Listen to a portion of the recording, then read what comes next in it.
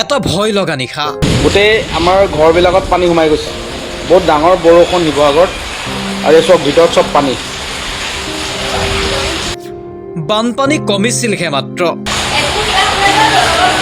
এয়া দেখিছে চব পানী আৰু এতিয়া বৰষুণ দি আছে আৰু বিজুলী মাৰি আছে, সম্পূৰ্ণ পানী। কিন্তু নিশা অহা বৰষুণ জাকে আকৌ শেষ কৰি পেলালে।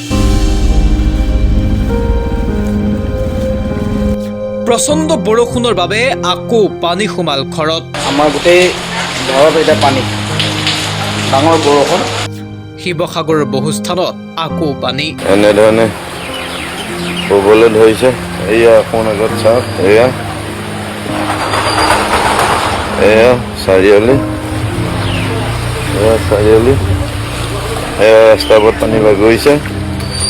এয়া আৰম্ভ হ'লে এতিয়া এমাহ বৰা পথ। প্ৰচণ্ড বানে ক্ষতিগ্ৰস্ত কৰা মানুহখিনিয়ে মাত্ৰ মূৰ দাঙি থিয় হৈছিলহে।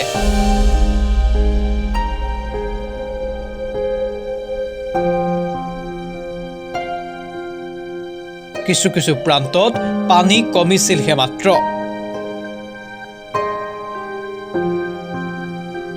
কিন্তু যেন নিশাটোৱে সেই সকলোবোৰ সলনি কৰি পেলালে।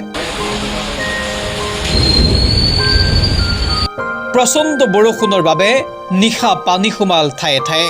পূৰ্বে পানী নোহোৱা মানুহৰ ঘৰতো এইবাৰ পানী সোমোৱাৰ খবৰ। এয়া চব পানী, আমাৰ ঘৰৰ ভিতৰত বৰ্তমান পানী।